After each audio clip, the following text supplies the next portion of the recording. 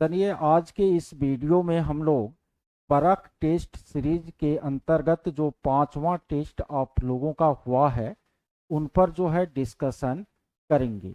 इस test paper में कुल मिलाकर 40 क्या है प्रश्न है जो आपको अलग अलग विषयों से हैं। तो इसमें जो आपको समान अध्ययन के प्रश्न हैं उन पर थोड़ा मैं कम समय दूंगा और जो मैथ रीजनिंग के प्रश्न है उन पर जो है अधिक समय दूंगा। तो आप लोग जो है थोड़ा पैसेंस धारण करके इस डिस्कशन को पूरा जो है देख लीजिए और इनको आप लगातार यदि देखते रहते हैं तो आगामी जो परीक्षा है आपको टीआरई 4 एचएम एसटी एईडीओ आदि का उनमें आपको काफ़ी क्या होगी सहूलियत होगी। मैंने आपको प्ले लिस्ट भी जो है परख टेस्ट सीरीज का अपने चैनल पर बना दिया हूं। तो यदि आप पीछे वाले का डिस्कशन नहीं देखे हैं तो उनको भी क्या कर सकते हैं देख सकते हैं। साथ ही साथ आप जो है वीडियो देखने के बाद जो है लाइक कमेंट जरूर करें और अपने दोस्तों के बीच शेयर भी करें। जितना अधिक वीडियो आपको लोगों के द्वारा देखे जाएंगे उतना ही अधिक जो है मैं भी मेहनत कर कर आपको सामग्रियां अपने चैनल पर उपलब्ध कराऊंगा। चलिए हम लोग क्वेश्चन को देखते हैं। प्रारंभिक जो 8 प्रश्न है वो आपको संबंधित है भारत के राष्ट्रीय आंदोलन से।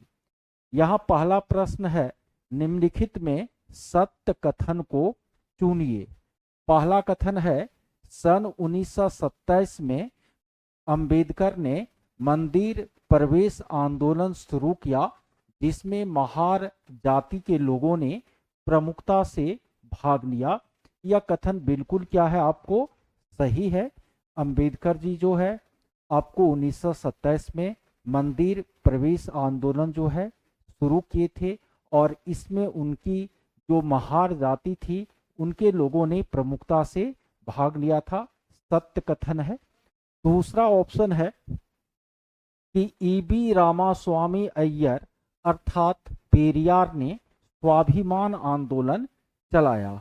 आप सभी को पता है कि पेरियार जो है तमिलनाडु के क्या थे समाज सुधारक थे।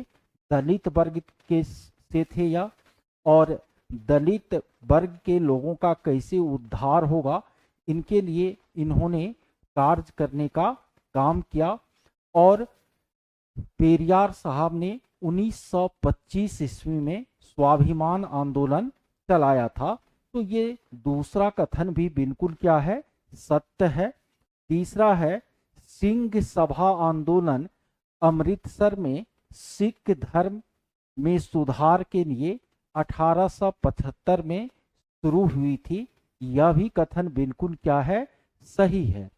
और इसमें कह रहा है निम्नलिखित में सत्य कथन क्या करे चुने।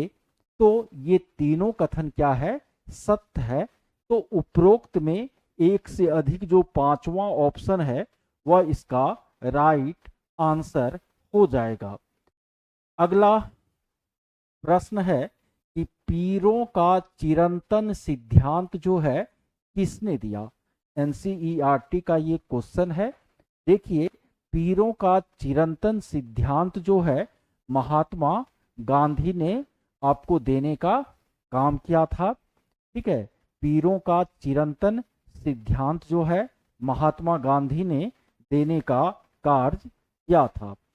अगला प्रश्न है गांधी जी ने 1919 में किस तिथि को रोलेट एक्ट के विरोध में अपमान और याचना दिवस मनाने का डिसीजन लिया। आप सभी को पता है कि प्रथम विश्व युद्ध में गांधी जी ने अंग्रेजों का सहयोग किया था। हमारे देश के लोगों ने अंग्रेजों का सहयोग किया था इस आशा में कि युद्ध के बाद जो है अंग्रेज जो है हमें स्वायत्तता देंगे। लेकिन बदले में गांधी जी ने आपको अंग्रेजों ने आपको रॉलेट एक्ट जैसा कानून दिया जो बिना अपील बिना दलील का कानून था या एक काला कानून था। गांधी जी ने आपको इस कानून को शैतानों के दिमाग की उपज जो है बतलाने का काम किया था, और इस एक्ट के विरोध में गांधी जी ने 6 अप्रैल 1919 ईस्वी को अपमान और याचना दिवस मनाने का डिसीजन लिया।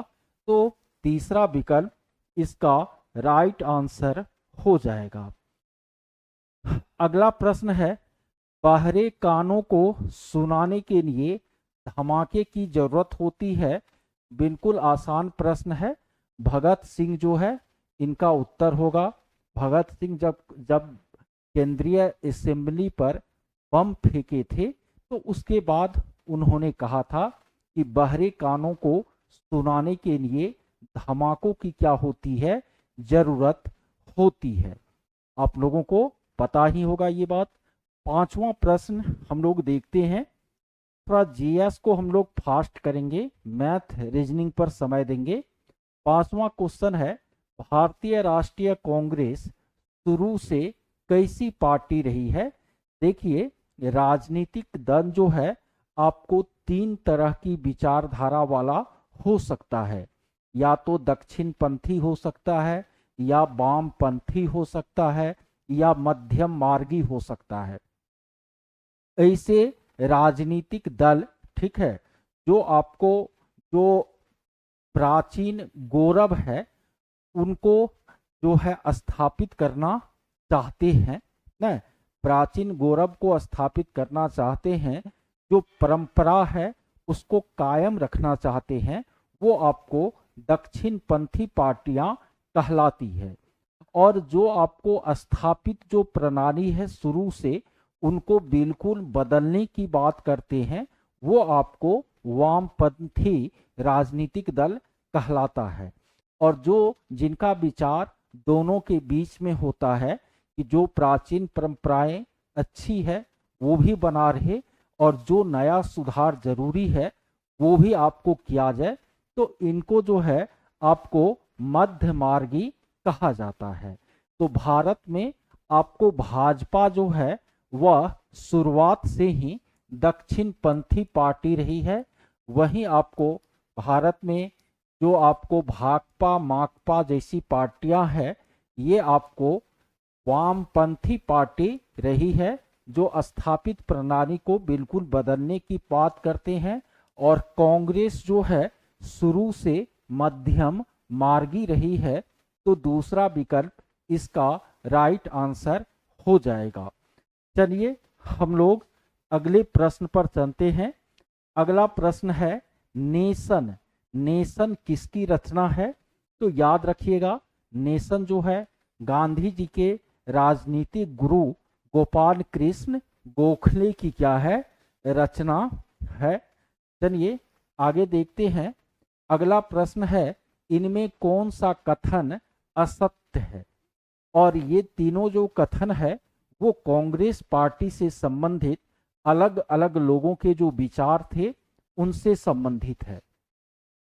पहला विकल्प है आपको कि कांग्रेस क्षय रोगी है। कांग्रेस क्षय रोगी है, अरविंद घोष। तो बिल्कुल अरविंद घोष का कहना था कांग्रेस क्षय रोगी है। अरविंद घोष जो है गरम पंथी नेता थे।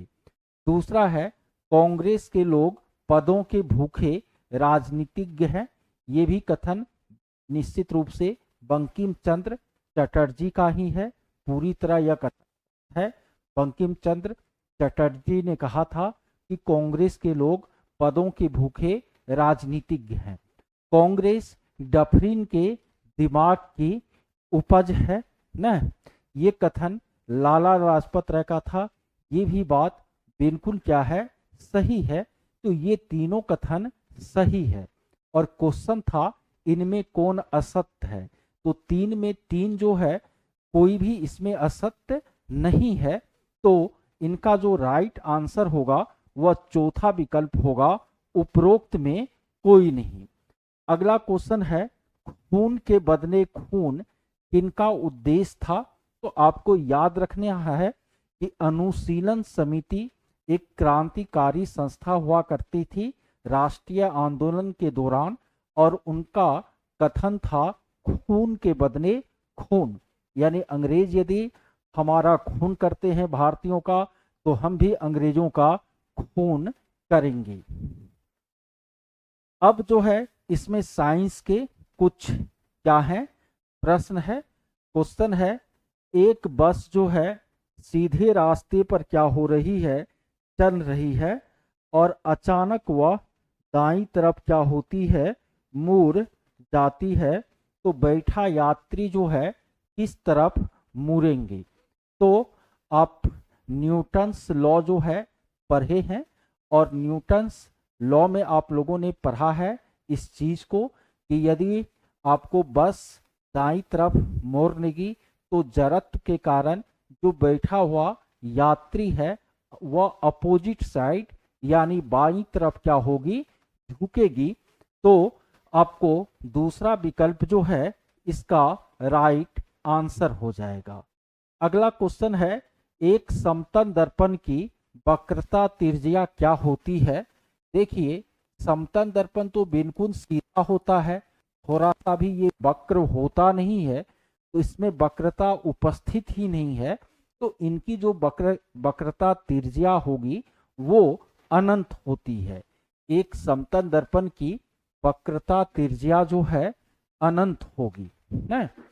और फिर जो आपको गोलीय दर्पण है तो उन दोनों में उत्तल और अवतल में वक्रता त्रिज्या का कुछ ना कुछ वैल्यू होगा, लेकिन समतल दर्पण में वक्रता त्रिज्या जो है वो आपको अनंत होती है। चलिए अगला क्वेश्चन है, विद्युत चुंबक बनाने में किसका इस्तेमाल होता है ना। तो देखिए विद्युत चुंबक जो है नरम लोहे से तैयार किया जाता है, और इसको बनाने में पृष्ठ धारा का इस्तेमाल होता है, डायरेक्ट करंट का इस्तेमाल होता है। तो दूसरा विकल्प इसका आंसर हो जाएगा। अगला क्वेश्चन है, नींबू का पीएच मान कितना होता है। तो याद रखिएगा नींबू का पीएच मान जो है 2.4 होता है। 6.6 जो है मूत्र का पीएच मान होता है, मूत्र अम्लीय है, नींबू भी अम्लीय है। 2.4 इसका पीएच मान। और आपको जो रक्त है मानव का उसका पीएच मान 7.4 होता है, और रक्त जो है वह क्या होता है, क्षारीय होता है। पीएच स्केल का खोज सोरेनसन ने किया। किसी भी जो कोई भी जो पदार्थ है उनका पीएच मान 1 से लेकर 14 तक हो सकता है। यदि पीएच वैल्यू 7 है तो उदासीन होगा, लेस देन 7 है 7 से कम है तो एसिडिक या अम्लीय होगा, और मोर देन 7 है 7 से ज्यादा है तो वह क्या होगा, क्षारीय होगा। चलिए हम लोग अगले प्रश्न को देखते हैं। अगला प्रश्न है, सल्फाइड अयस्कों का ऑक्साइड में परिवर्तन कैसे होता है।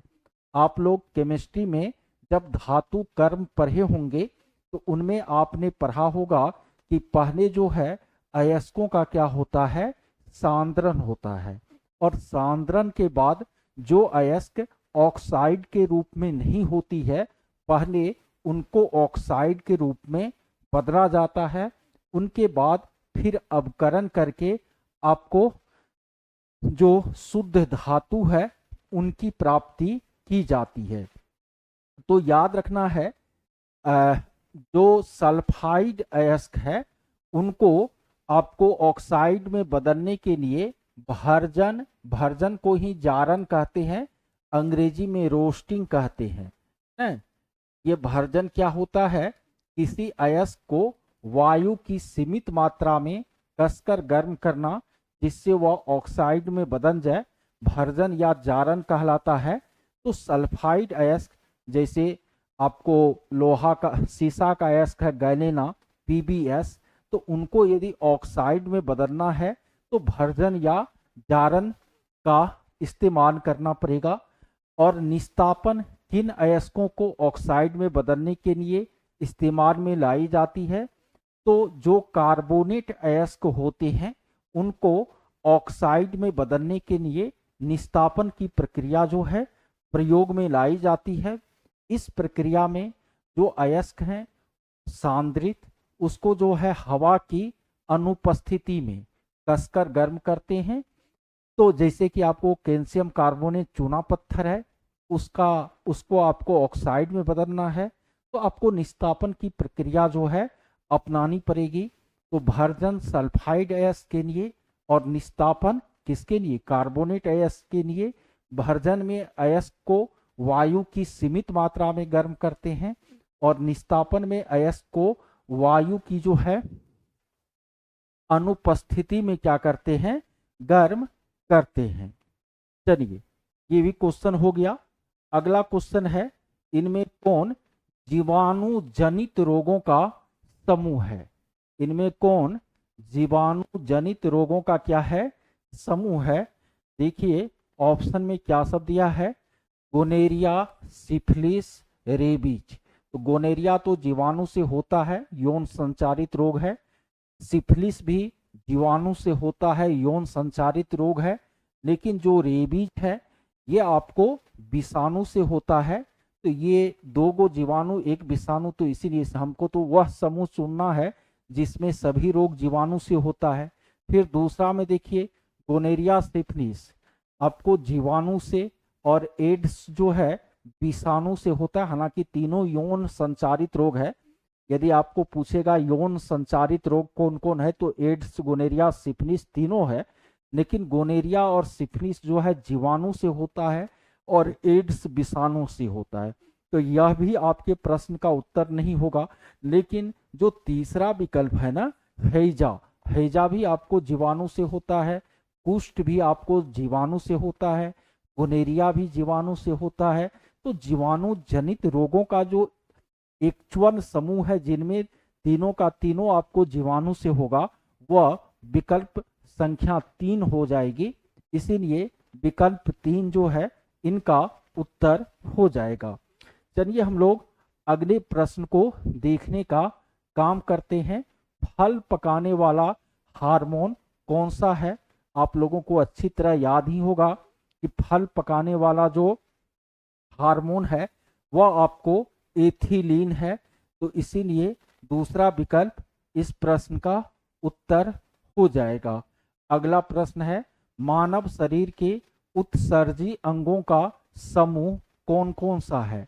आप सभी को पता है कि ऐसे अंगों को उत्सर्जी अंग कहा जाता है जिनसे अवशिष्ट पदार्थों का, हानिकारक पदार्थों का निष्कासन होता है न। हमारे शरीर का जो सबसे प्रमुख उत्सर्जी अंग है वह कौन है, वृक्क या किडनी या गुर्दा है। इनके अलावे हमारा जो त्वचा है, इनसे भी आपको पसीना के माध्यम से विषैले पदार्थों का निष्कासन होता है। हमारा जो हार्ट है, फेफड़ा है, इनसे भी आपको जो है विषैले पदार्थ क्या होते हैं, बाहर निकलते हैं सांसों के द्वारा। तो उत्सर्जी अंगों का जो एग्जैक्ट समूह होगा वो आपको पहला ऑप्शन हो जाएगा, फेफड़ा, त्वचा, वृक्क। हृदय नहीं, फेफड़ा, त्वचा, वृक्क, पहला ऑप्शन न। ये आपको उत्सर्जी अंगों का समूह हो जाएगा न। तो पहला विकल्प इसका आंसर हो जाएगा। अगला क्वेश्चन है, देश का पहला डिजिटल म्यूजियम जो है कहाँ पर बना है। आप सभी को पता है कि म्यूजियम का मतलब क्या होता है, संग्रहालय होता है न। तो यहाँ क्वेश्चन है, देश का पहला डिजिटल म्यूजियम जो है कहाँ मिला है, बना है। करेंट का क्वेश्चन है। इनका सही उत्तर जो है महाराष्ट्र हो जाएगा। अगला क्वेश्चन है, भारत का यूपीआई, यूपीआई गूगल पे, फोन पे, ये क्या है, यूपीआई है। भारत का यूपीआई स्वीकारने वाला पहला देश हाल ही में कौन सा बना है। तो इनका उत्तर फ्रांस हो जाएगा।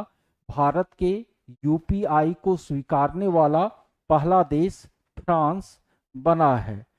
अगला प्रश्न है, भारत रत्न 2024 जो है किनको किनको प्रदान किया गया है। भारत रत्न 2024 में बिहार के कर्पूरी ठाकुर जी का नाम है। लाल कृष्ण आडवाणी जी का भी क्या है, नाम है। ठीक है, इनका तो लाल कृष्ण आडवाणी जी का। अगला नाम इसमें जो है आपको MS स्वामीनाथन है न, जो आपको कृषि वैज्ञानिक थे। इनका भी नाम जो है शामिल है भारत रत्न 2024 में न। इनके अलावे चौधरी चरण सिंह और नरसिम्हा राव भी हो जाएंगे, तो पहला विकल्प इनका आंसर हो जाएगा। अगला क्वेश्चन है, तेजस लड़ाकू विमान उड़ाने वाली पहली महिला कौन बनी है? तो ये है आपको मोहना सिंह। तेजस विमान उड़ाने वाली पहली महिला पायलट कौन बनी है? तो इनका उत्तर हो जाएगा मोहना सिंह। चलिए अगले प्रश्न की ओर हम देखते हैं। भारतीय संविधान द्वारा कौन सा अधिकार गैर नागरिकों को भी प्राप्त है न? भारतीय संविधान के द्वारा कौन सा अधिकार जो है गैर नागरिकों को भी क्या है, प्राप्त है? पहला ऑप्शन है इसमें समता का अधिकार, दूसरा है प्राण और दैहिक स्वतंत्रता का अधिकार, तीसरा है संवैधानिक निराकरण का अधिकार, चौथा है उपरोक्त में से कोई नहीं, पांचवा है उपरोक्त में एक से अधिक। तो देखिए समता का अधिकार और प्राण और दैहिक स्वतंत्रता का अधिकार, समता का अधिकार 14 से 18 तक, प्राण और दैहिक स्वतंत्रता का अधिकार अनुच्छेद 22, ये आपको केवल नागरिकों को प्राप्त है। लेकिन संवैधानिक निराकरण का अधिकार, संवैधानिक उपचारों का अधिकार अनुच्छेद 32 जो है भारत में रहने वाले जो गैर नागरिक हैं उनको भी क्या है, प्राप्त है। तो तीसरा ऑप्शन इस प्रश्न का राइट आंसर हो जाएगा। आगे हम लोग देखते हैं संविधान के अनुसार हमारे देश का नाम क्या है। तो संविधान में केवल दो नामों की चर्चा है, भारत दैट इज इंडिया न, भारत और इंडिया केवल दो नामों की चर्चा है हमारे संविधान में, और सब नामों की चर्चा नहीं है। तो इसीलिए दूसरा विकल्प इनका आंसर हो जाएगा। अगला हम लोग देखते हैं। अगला प्रश्न है, निम्नलिखित में कौन सा विषय समवर्ती सूची का है? आप सभी को पता है कानून बनाने योग्य जो भी विषय हैं उनको तीन श्रेणी में बांटा गया है।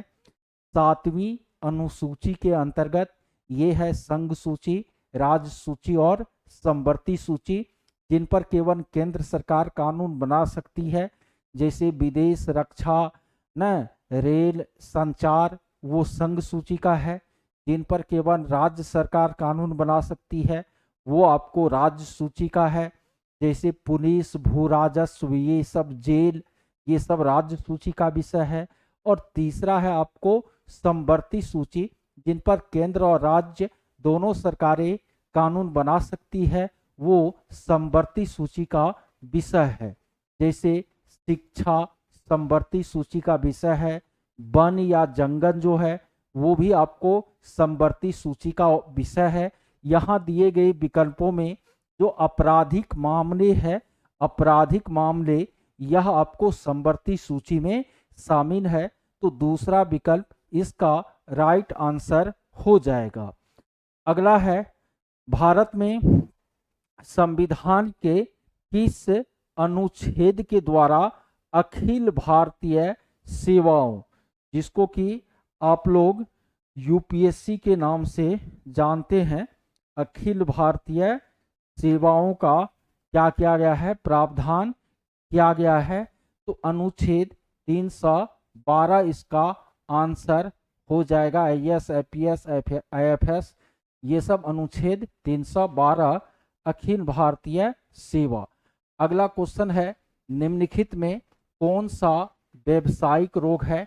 ऑप्शन में है सिलिकोसिस, एस्बेस्टोसिस, सिड्रोसिस, उपरोक्त में से कोई नहीं, एक से अधिक, सिनकोसिस, एस्बेस्टोसिस, सिड्रोसिस, ये तीनों जो है आपको व्यावसायिक रोग है। एस्बेस्टस की खदान में काम करने वाले को एस्बेस्टोसिस होता है, कोयला में खदान में काम करने वाले को सिनकोसिस हो जाता है, लोहा में काम करने वाले को सिड्रोसिस हो जाता है। ये सभी आपको व्यावसायिक रोग है जो खास व्यवसाय के लोगों को होती है।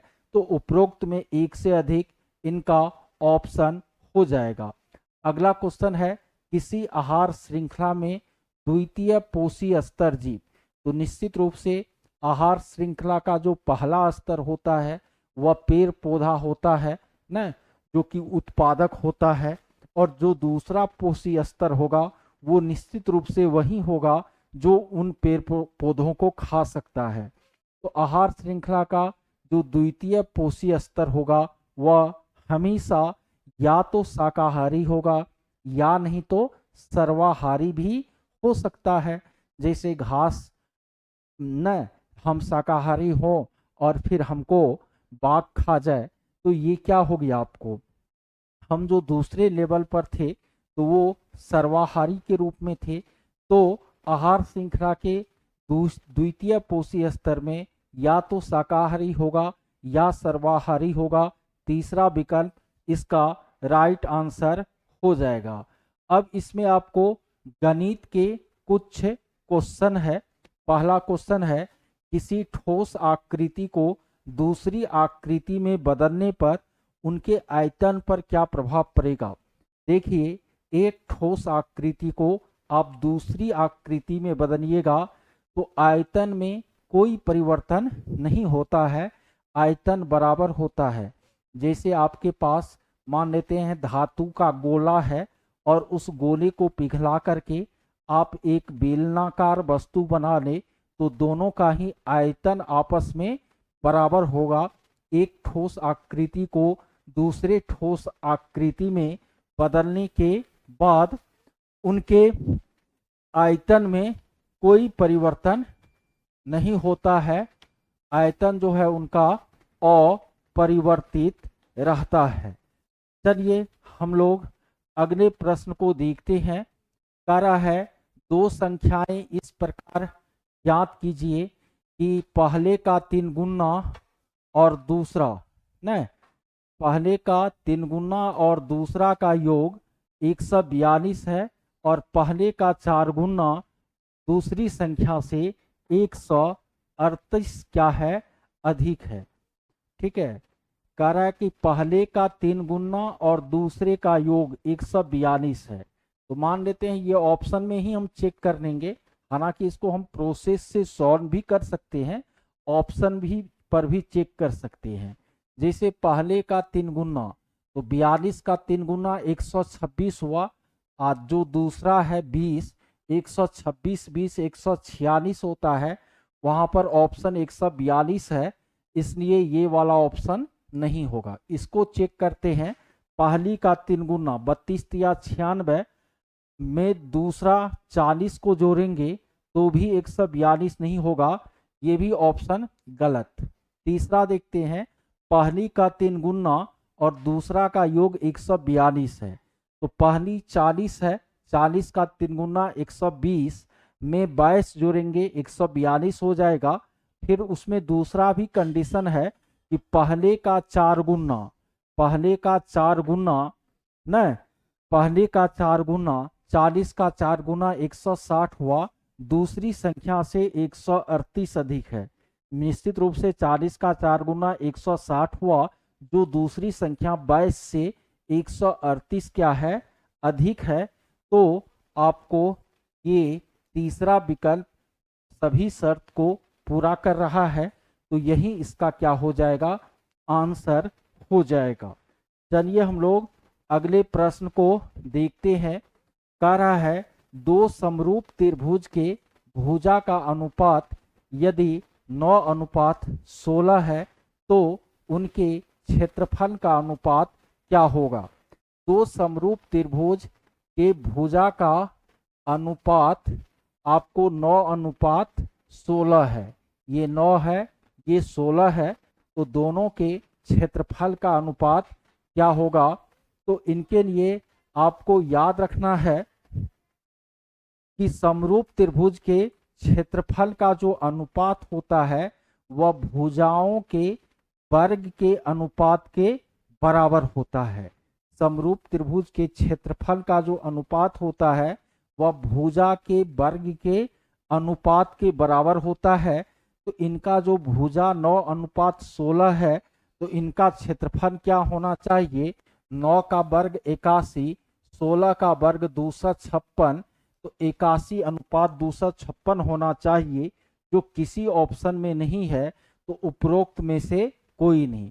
लेकिन यहीं पर यदि क्वेश्चन रहता कि समरूप त्रिभुज के क्षेत्रफल का अनुपात 9:16 है और भुजा का निकालिए, तब तो 9 का वर्गमूल 3 और 16 का वर्गमूल 4, तो 3:4 आंसर होता। लेकिन यहाँ भुजा का अनुपात दिया है, क्षेत्रफल का अनुपात निकालना है, तो हमेशा याद रखिएगा समरूप त्रिभुज के क्षेत्रफल का अनुपात भुजा के वर्ग के अनुपात के बराबर होता है।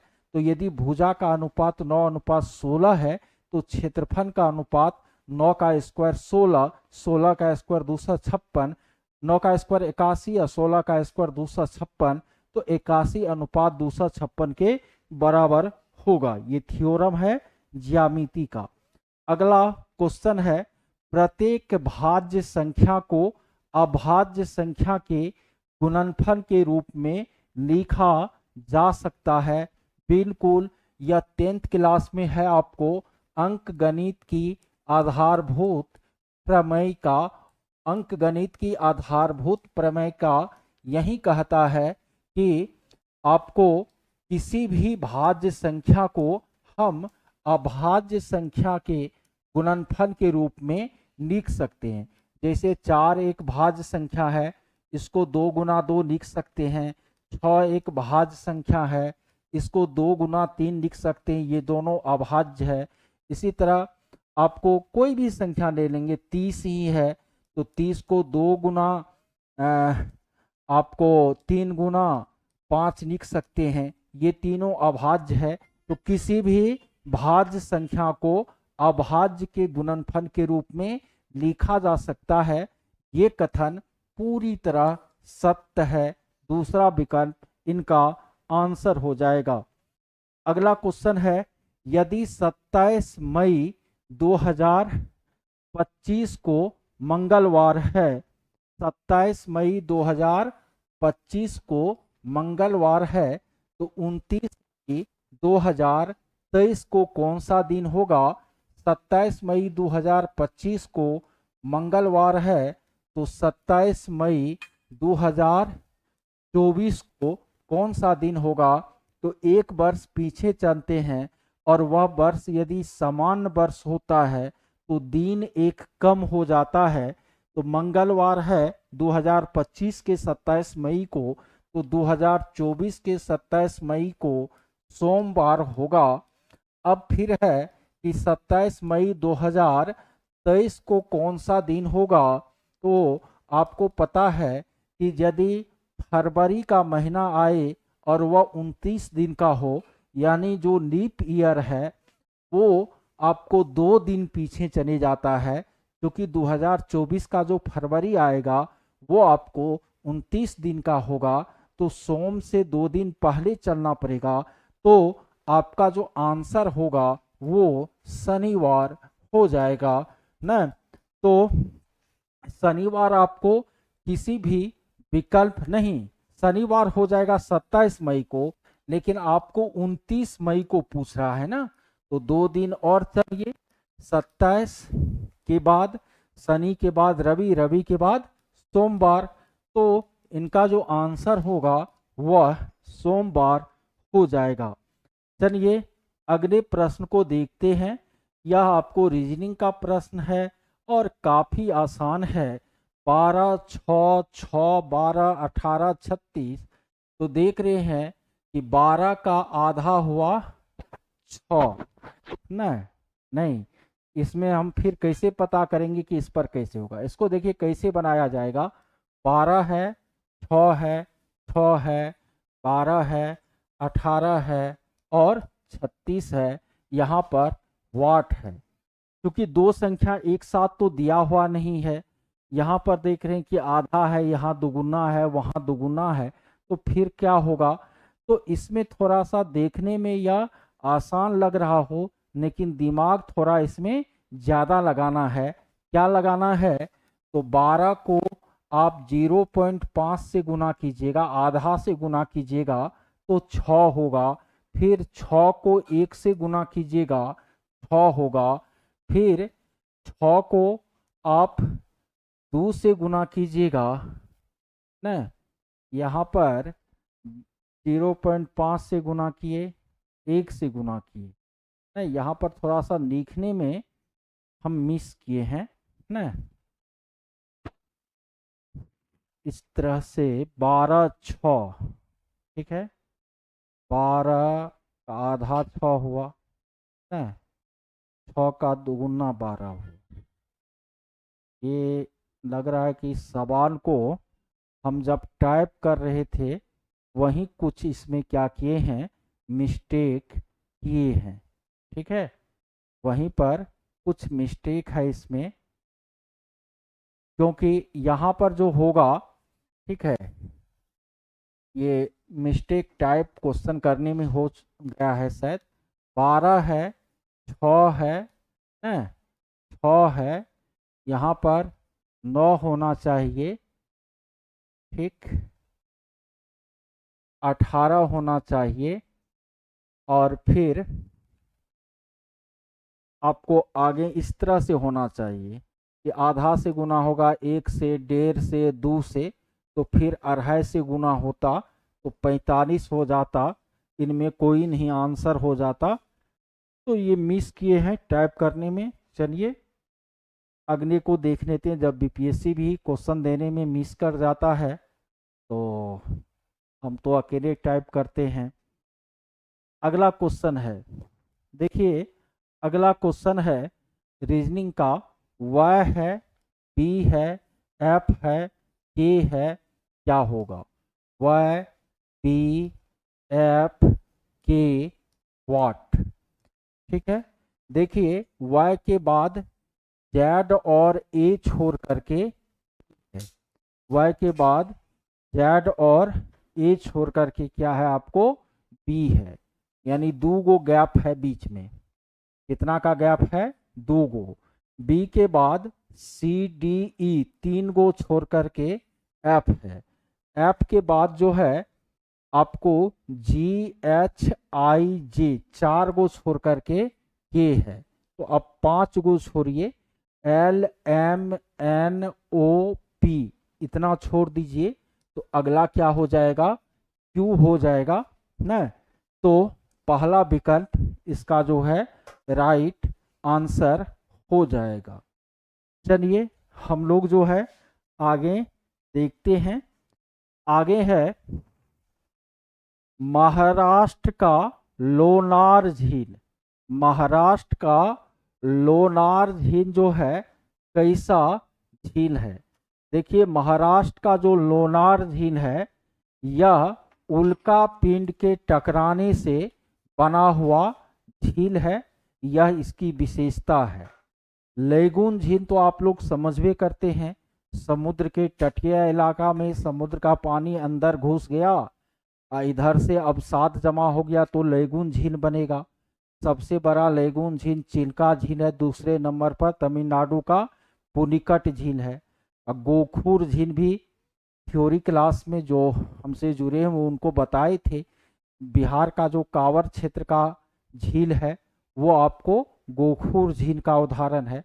तो महाराष्ट्र का लोनार झील जो है उल्का पिंडों के टकराने से बनी हुई झील है।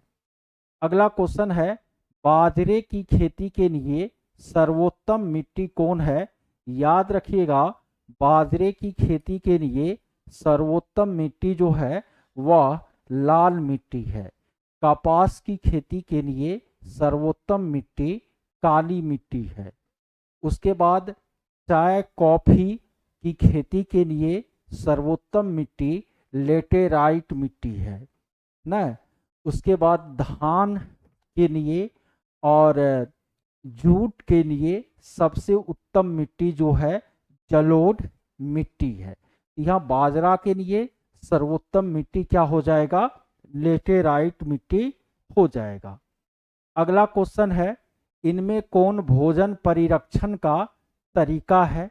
पहला हिमीकरण और लवणन, तो बिल्कुल जैसे हम मछली सबको फ्रीज में करके रखते हैं ना, तो हिमीकरण या सब्जी सबको फ्रीज में रखते हैं, तो ये हिमीकरण के द्वारा सुरक्षित हो रखना हो गया। लवणन मन हुआ नमक के घोल में सुरक्षित रखना, उससे भी भोजन परिरक्षण हम करते हैं। पाश्चरीकरण हुआ गर्म और ठंडा करना, जैसे कि दूध का आपको पाश्चरीकरण के द्वारा उसको परिरक्षित किया जाता है। निर्वात पैकिंग हुआ कि हवा पूरा निकाल करके तब पैकिंग करना, जिससे कि वह सुरक्षित रहे।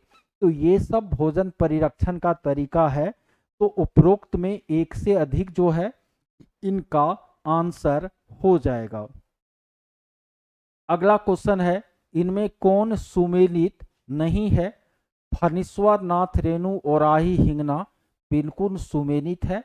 फणीश्वर नाथ रेणु जो आंचलिक कथाकार थे, उनका जन्म जो है अररिया के फारबिसगंज के निकट ओराही हिंगना गांव में हुआ था, जो कि आपको वर्तमान में रेणु ग्राम के नाम से जाना जाता है। तो पहला सही है, सुमेलित है। दूसरा विद्यापति बिस्फी, ये भी सही है कि विद्यापति का जन्म जो है बिस्फी नामक गांव में हुआ था। लेकिन नागार्जुन या वैद्यनाथ मिश्र, ये भी आपको साहित्यकार थे, इनका जन्म जो है दरभंगा जिले के तरौनी नामक गांव में हुआ था, छपरा में नहीं हुआ था। तो तीसरा आपको सुमेलित नहीं है। तो हमको यही खोजना है कि कौन सुमेलित नहीं है, तो तीसरा विकल्प इसका आंसर हो जाएगा। अगला है, भारत के वर्तमान फॉरेन सेक्रेटरी कौन है, विदेश सचिव कौन है। तो विदेश मंत्री है एस जयशंकर अभी, और विदेश सचिव जो है वह विक्रम मिस्त्री साहब हैं। तो तीसरा ऑप्शन इसका सही आंसर हो जाएगा। अगला 39 जो है कह रहा है 7+4√3 का वर्गमूल बताइए। किसका, 7+4√3 का वर्गमूल निकालिए।